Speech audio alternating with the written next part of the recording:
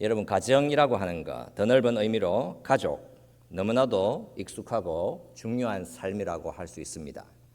하나님께서 주신 선물인 것입니다.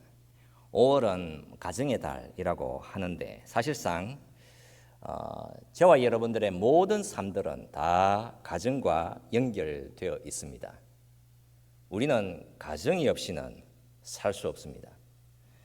그렇게 절박하고 소중한 것이 가정인 것이지요.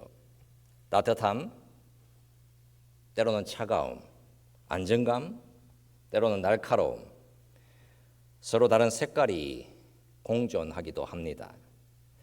한국의 한 TV 프로그램에서 한 가수가 매달 보험료로 600만 원, 그러니까 5,000불을 납부를 하고 있다라고 했습니다. 이 가수가 든 보험은 30개 정도 되고 보험료만 매달 600만 원을 낸다고 했습니다. 이 가수는 왜 이렇게 큰 비용을 매월마다 납부를 하고 있겠습니까? 그가 이런 말을 했습니다. 자신은 38살에 결혼을 했고 11살 어린 아내를 만났고 자녀들이 늦게 태어났다는 것입니다. 자신은 나이가 많으니까 세상을 일찍 떠날 수밖에 없다라는 생각으로 자신의 가족들의 미래와 안정을 위해서 그렇게 많은 보험을 들었다고 합니다. 수입이 없을 때에는 자신의 용돈을 줄이고 술도 줄이고 취미생활도 줄이고 하지만 보험은 지켜냈다고 합니다. 자신은 54살인데 자신의 9살 된 아들이 그런 말을 했습니다. 아빠, 내가 40살 되면 아빠는 몇 살이지? 그 말을 듣고 아들을 안고는 펑펑 울었다고 합니다. 자신의 아들이 40이 되면 자신은 85세가 되는 것이지요. 자신의 아들이 40세가 되면 자신이 이 땅에 없을지도 모른다는 생각에 아이를 안고는 오열했다고 하며 자신이 90살까지 살리라는 보장이 없다면서 가족들의 미래를 보호하겠다고 30개의 보험 그리고 매달 600만 원씩 보험료를 납부하고 있다는 것이었습니다. 여러분, 이제 이게 이해가 조금은 되지 않습니까? 가정에 대한 그리움, 가족에 대한 근심이라고 하는 것은 어쩌면 이 땅에서 가장 큰 핵심이라고 할 수 있겠지요. 그래서 그리스도인들의 기도 제목을 요청하면 역시 1순위로 올라오는 것은 가정의 평강, 가족 건강입니다. 5월에 들어서서 우리가 하나님의 말씀, 그 말씀이 가정에 대해서 무슨 말씀을 하시는지 우리가 살펴보도록 하겠습니다. 사도 바울은 남편과 아내에 대해서 말씀하고 있습니다. 이는 가정인 것이지요. 한 가족에 대한 말씀입니다. 가령 나는 남편이 없다라든가 나는 아내가 없다. 그래도 여러분들은 다 가정에 속해 있습니다. 예수님은 신랑이시기에 그래서 반드시 홀로 되신 분들도 다 사실은 가정을 가지고 있는 것입니다.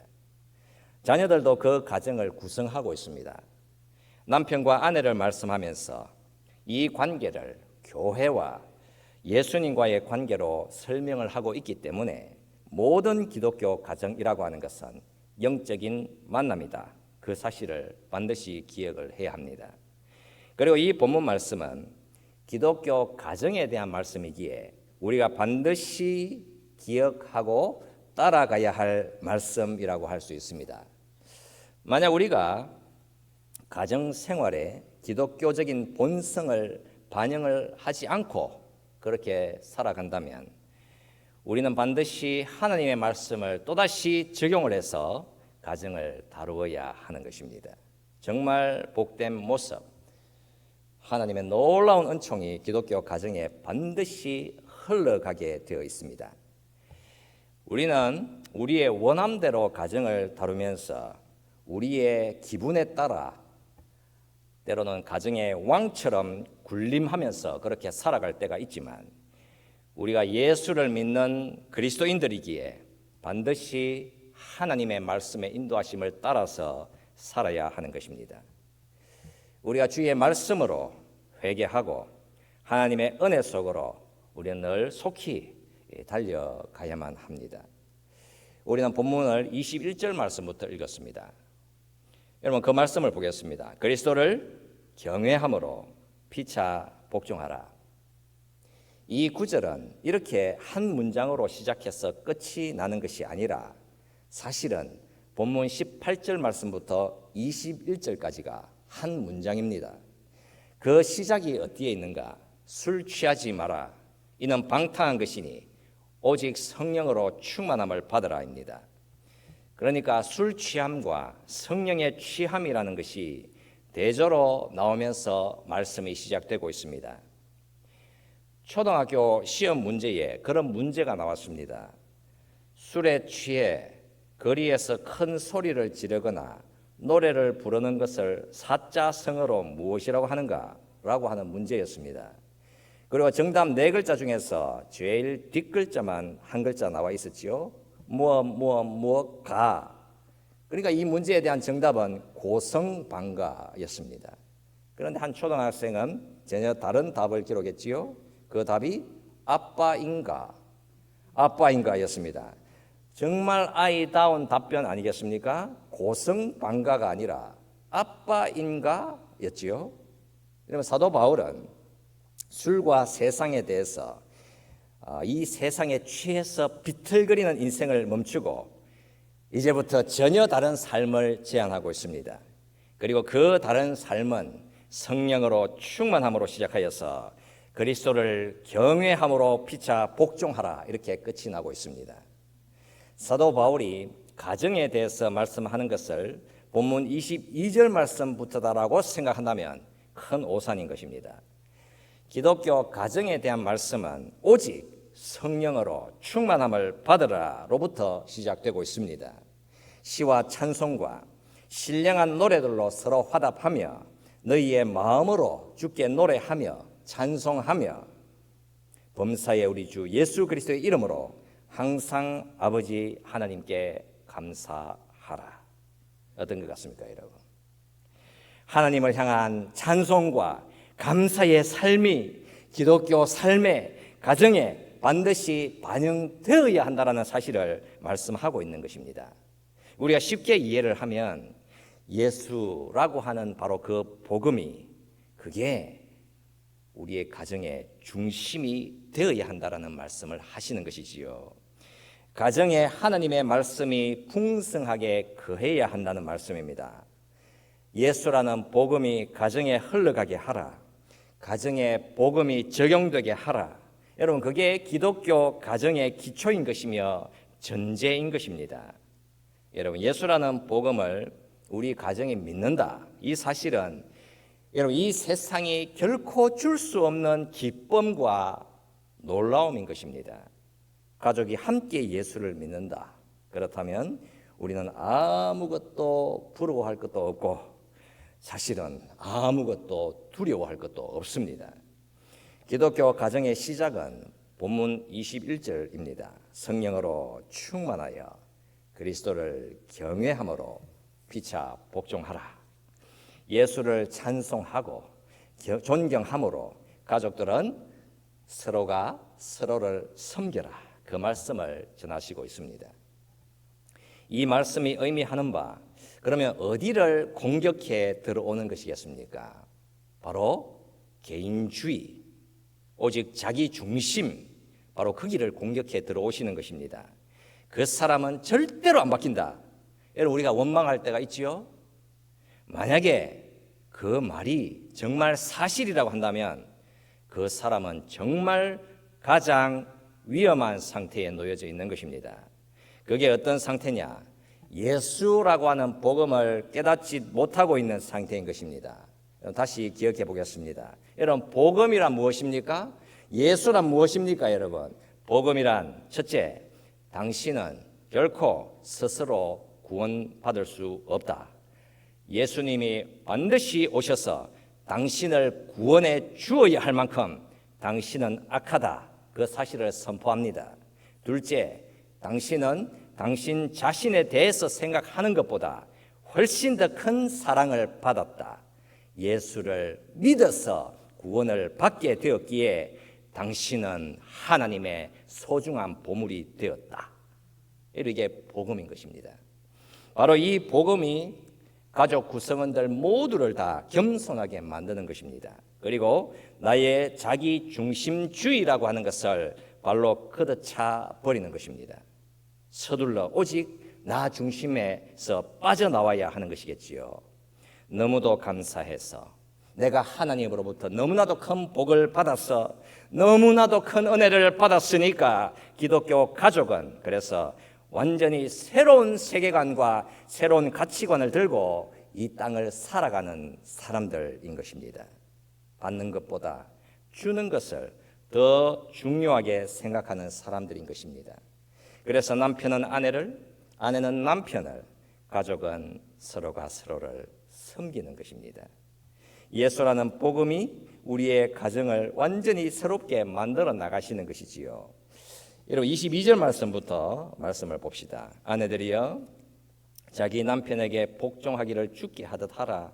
이는 남편이 아내의 머리됨이 그리스도께서 교회의 머리됨과 같음이니 그가 바로 몸의 구주시니라. 여러분 이 말씀은 결혼 생활에서 남편의 주도권과 남편의 리더십을 인정해 주라는 말씀입니다. 남편의 리더십을 인정해 주어라. 그렇다면 기독교인 남편의 리더십은 어디에서 나오며 어디에서 만날 수 있습니까? 바로 예수님에게서 만날 수 있습니다. 여러분 예수님은 어떠하셨지요? 죄인들을 위해서 죽으시는 자리로 나아가셨지요. 바로 이 리더십을 가져야 한다는 것입니다. 나는 교회를 위해서 죽는다. 그렇다면 남편들은 아내들을 이용한다거나 불쾌하게 만들어서는 안 되는 것입니다. 예수님의 리더십이 가정에 반영되어서 흘러갈 것을 말씀하고 있습니다. 그런 남편의 희생이라고 하는 리더십 앞에서 아내들은 남편들에게 복종하는 것입니다. 아내가 남편에게 복종한다. 여러분 이 말씀을 잘못되게 적용을 하게 되면 아내는 남편 말을 무조건 다 들어야 한다라고 적용을 합니다. 여러분 이것은 큰 잘못인 것입니다. 사도 바울이 기독교인 아내가 기독교인 남편의 말을 복종할 것을 말씀하고 있는데 이 복종에는 전제 조건이 있습니다. 기독교인 아내가 기독교인 남편에게 복종하는 전제 조건은 둘 다가 그러니까 남편과 아내 둘 다가 예수로 복음으로 충만해야 한다라는 사실입니다. 이 사실이 없이 무조건 복종한다라는 말 자체가 아예 잘못된 말인 것입니다. 그래서 기독교 가정의 권위에 대해서 말할 때에 이런 말은 정말 정당한 말인 것입니다. 만일 당신의 남편이 성령으로 충만하지 않다면 당신의 남편을 믿지 마라. 당신의 남편이 예수 그리스도의 복음을 믿지 않거나 그 복음에 합당하게 살지 않는다면 그 남편의 권위를 인정하지 마라. 이게 바로 사도 바울이 이 본문에서 말씀하는 기독교 가정에 대한 말씀입니다. 무언가를 결정을 하려고 할 때에 흔히 적용되는 방식이 어떻게 진행이 됩니까? 이런 것은 나의 부모님들이 그렇게 해왔으니까 이렇게 해야 하는 거야. 어떻습니까? 이게 어떤 상태죠? 그리스도의 십자가로 새롭게 만들어진 사람의 모습이 아닌 상태인 것입니다. 성경은 이런저런 다양한 선택 앞에서 어떻게 해야 하는가 답을 주지 않습니다. 만약에 세상 사는 지혜를 가지고 와서 그것만 적용해 된다면 하나님 말씀의 권위는 그 아래쪽에 놓여지게 되는 거 아닙니까? 사람의 이런저런 생각들은 얼마든지 타협이 가능하지만 성경이라고 하는 것은 타협이 가능한 것이 아닙니다. 기독교인 가정의 핵심 전제 조건은 성령으로 충만하게 되어야 한다는 것이며 예수라는 복음을 그 가정의 중심에 둔다는 것입니다. 만약에 이 진리가 전제되지 않는다면 그 가정을 기독교인 가정이라고 할 수 없습니다. 여러분, 이 땅에서 일어나는 결혼이라고 하는 것의 목적이 과연 무엇입니까? 왜 사람들이 이 땅에서 결혼을 하지요? 고대에서 그리고 전통사회에서 결혼이라고 하는 것은 근본적으로 사업이 목적입니다. 사랑을 위해서 결혼하지 않았습니다. 감정과 낭만을 채우려고 결혼하지 않았습니다. 왜 사람들이 결혼을 했는가? 가족의 지위와 안전을 지켜내기 위해서 결혼했습니다. 이런 결혼관은 서방 문화에서 확실히 변했습니다. 사랑을 위해서 결혼합니다. 나의 개인적인 성취와 기쁨을 위해서 결혼합니다. 내 기분 좋게 만들기 위해서 결혼합니다. 고대는 안전을 위해서, 오늘날은 사랑을 위해서 결혼합니다. 기독교는 그러면 뭐라고 대답합니까? 성경은 결혼이라고 하는 것에 대해서 무엇이라고 말씀하고 있습니까? 본문 25절에서 분명하게 말씀을 하고 있지요.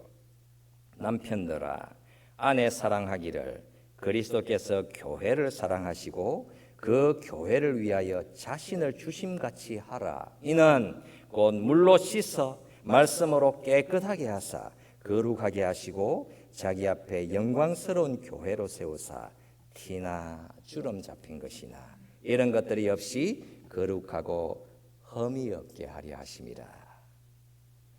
여러분, 사도 바울이 전하는 기독교인 가정의 결혼의 목적이라고 하는 것은 바로 예수라고 하는 복음의 재현, 복음의 현실화인 것입니다. 예수님과 교회와의 관계를 표현해 볼까요? 교회의 유일한 근거는 예수 그리스도다. 교회는 예수님의 새로운 피조물이다. 하나님의 말씀을 들고 천국에서 예수께서 오셔서 교회를 찾으셨다. 예수님의 거룩한 신부가 되도록 자신의 피로 교회를 사셨다. 교회의 생명을 위해서 예수께서 십자가에서 죽으셨다. 여러분, 이게 바로 복음입니다. 우리의 인생이란 우리 자신들의 결점과 자기 중심 때문에 파괴되고 있었습니다. 하지만 예수께서 우리를 사랑하시기 위해서 오시고는 자신을 내어주셨습니다. 십자가에서 우리의 죄를 담당하시고 죽으셨고 우리의 죄에 대한 처벌을 주님이 받으셨지요. 이게 우리가 예수님을 믿고 그분을 모시고 살아갈 때에 예수님은 우리 곁으로 오시고 우리 안에 머무시는 것이지요. 바로 이 복음적인 선포가 기독교 가정과 결혼에 가장 중요하게 적용이 되는 것입니다. 세상에서 사람들이 결혼을 하고 가정을 이루려고 할 때에 여러분, 그들은 무엇을 찾아다닙니까? 여러분, 사람들은 결혼할 때 무엇을 찾습니까? 다들 완성된 사람을 찾습니다.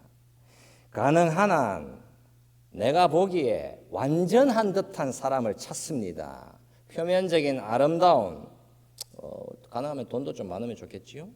풍성한 물질, 나를 행복하게 만들어줄 외적인 것들을 기준으로 삼고 결혼을 하는 것입니다. 바로 이런 상태는 기독교 결혼의 목적이 될 수 없는 것입니다. 기독교 가정의 목적은 바로 예수라는 복음의 재현, 복음의 현실화인 것입니다. 복음이 움직이고 복음이 내 삶에서 재현이 되고 적용이 되는 것입니다. 그리고 기독교인 가정은 최종적인 종착 지점을 향해서 나아갑니다. 복음이 약속해주는 최종적인 종착 지점은 어디입니까? 이 세상이 아니라 하나님 나라입니다. 하나님이 죽음과 모든 악과 고난을 멸망시키는 때입니다. 여러분, 말씀 시작에 그 가수가 지상의 보험 30개에다 매달 5,000불씩을 채우고 있었습니다. 그렇다면 이 가수가 생각하는 종착 지점은 어디입니까, 여러분? 이 지상의 삶이 종착 지점인 것입니다. 죽음이 내 인생 최후의 종착 지점인 것입니다. 그것 말고는 생각 안 합니다, 여러분. 복음이 없는 가정은 이 땅, 내가 살아가고 몸담고 있는 이 땅이 내 인생의 유일한 희망인 것입니다. 그러나 기독교인 가정은 최후의 종착 지점은 여기 이 땅이 아니라 하나님 나라인 것이며 죽음이 죽는 곳입니다. 그 완성 지점으로 가는 데 있어서 기독교 가정은 예수라는 복음을 재현해내고 그 복음을 내가 살아내고 그 복음을 찬송하면서 살아가는 것입니다. 그 복음을 가정이 누리면서 살아야 하는 것이지요. 그냥 내 것만 챙기면서 살아가면 안 되는 것이겠지요. 왜냐? 내 것만 챙기면 나는 이 땅에 목숨 걸었다라는 삶이 되는 거 아니겠습니까? 여러분, 예수님이 놓아주신 복음의 삶, 신부인 교회를 위해서 자신을 내어주신 삶, 바로 희생과 섬김과 나눔, 양보와 자기 부인의 삶을 실천하면서 살아가는 삶인 것입니다.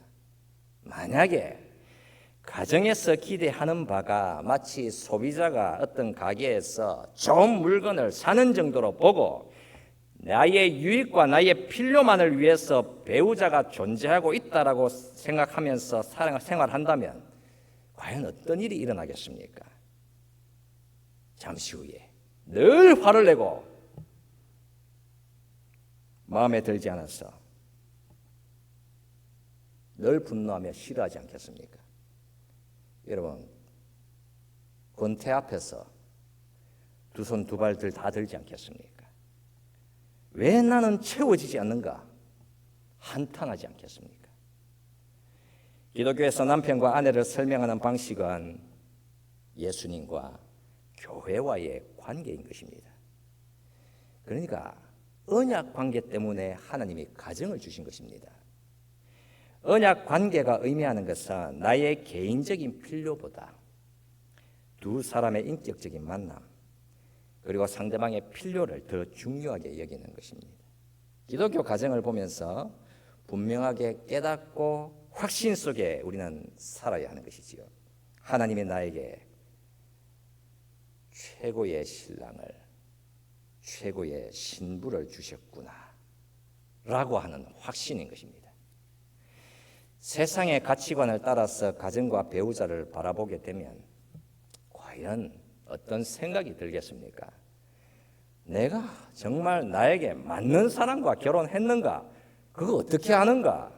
돌이켜보면 나는 항상 잘못된 사람과 결혼한 것입니다.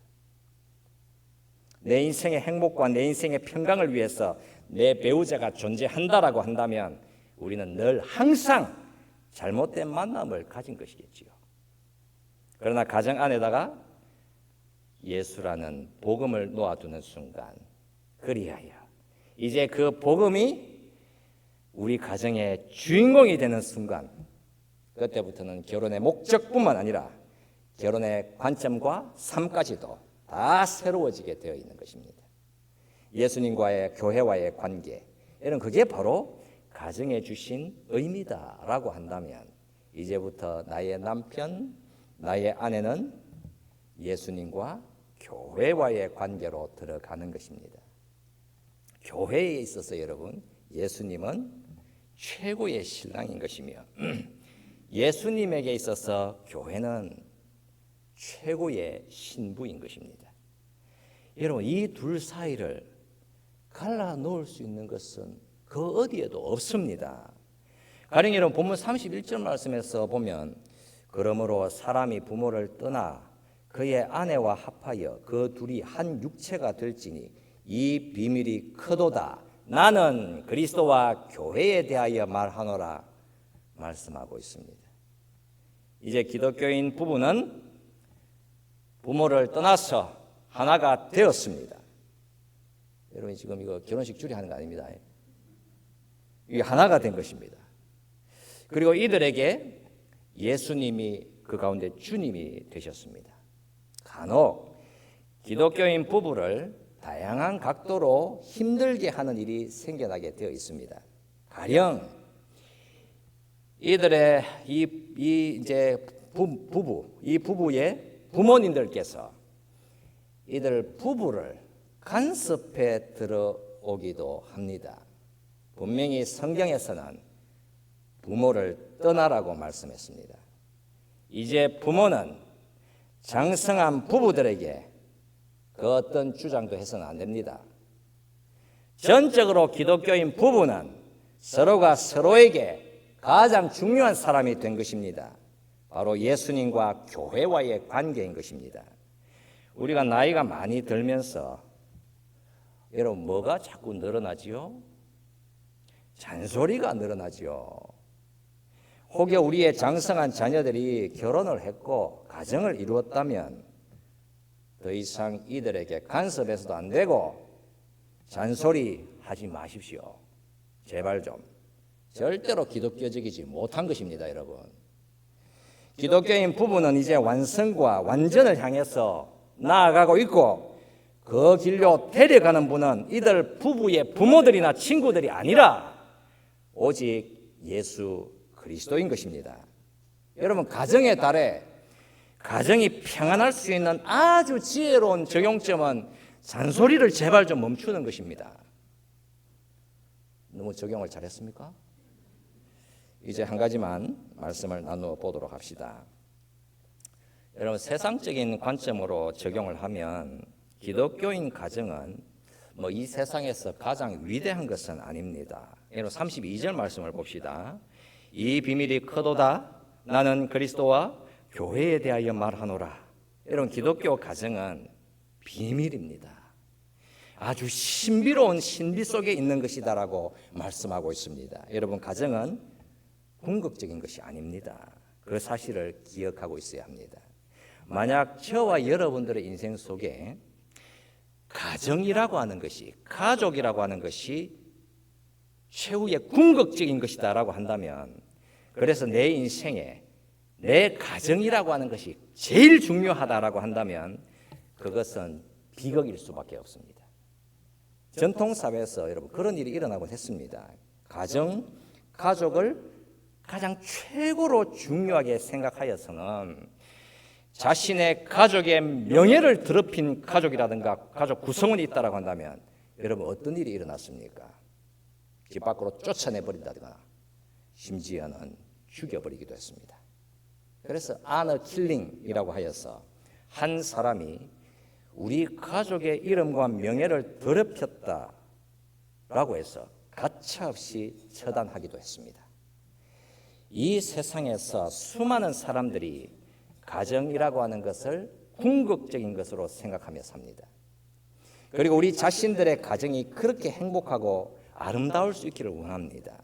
무언가 인생의 목마름을 다 해결해 줄 수 있을 것 같다고 생각합니다. 여러분, 이 땅에서 모든 인간관계, 모든 가정은 필연적으로 불완전함과 결국에는 몰락의 길로 진행하게 되어 있습니다. 우리는 가정을 정당화시키기 원합니다. 우리 가정의 존재가, 우리 가족이 절대로 그 존재성이 헛되지 않기를 원합니다.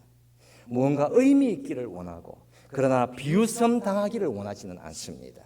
그래서 가능하다면 우리 가정의 결점을 제거하기를 원하고 칭찬받을 수 있기를 원합니다. 여러분 기억하십시오. 이 세상의 가정들이 그렇게 간절히 원하고 기다리고 있는 것은 가정의 완전함이 아니라 하나님의 구원인 것입니다.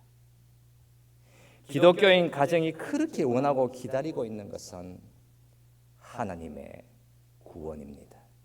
그것을 가리켜서 사도 바울은 비밀 또는 신비라고 말씀하고 있습니다.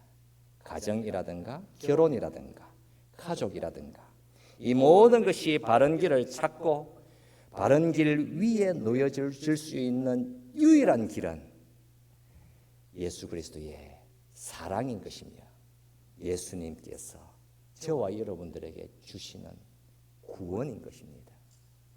예수님이 다 우리 가정들을 아시고 다 보시고 계시는 것이지요. 신부인 우리들의 마음, 우리들의 자기 중심, 우리들의 결점, 우리들의 밑도 끝도 없는 흔들림, 그러나 어떻습니까? 그런 불완전한 신부들을 위해서 예수께서 신부들의 죄를 담당하시고 십자가에서 죽으셨지 않습니까? 우리들의 가정에서 나의 배우자가 나를 그렇게 미워하는 것 같다, 나를 박해하고 나를 십자가에 못 박는 것 같다라고 느끼게 만들 때가 있습니다. 하지만 오직 그런 일은 예수님에게만 일어난 일입니다. 우리의 참된 신랑이 저와 여러분들의 결점을 담당하고 죽으셨지요. 그렇다면 기독교 가정인 여러분들의 가정에 무슨 일이 일어나 있는지를 꼭 기억을 하십시오.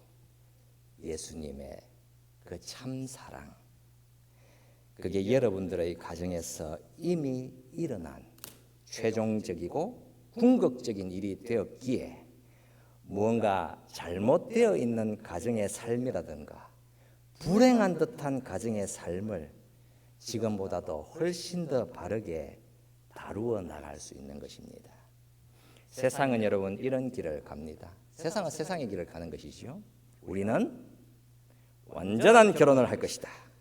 우리는 완전한 자녀를 낳을 것이다. 우리는 완전한 가정을 꾸릴 것이다. 모든 것은 완전할 것이고 가장 행복할 것이다. 그러나 그런 세상이 예수라고 하는 복음을 받아들이고 그 복음을 믿게 되는 순간 이제부터는 전혀 새로운 새 생각과 눈이 열리게 되어 있는 것입니다. 우리는 엉망이다. 우리의 결혼도 엉망이다.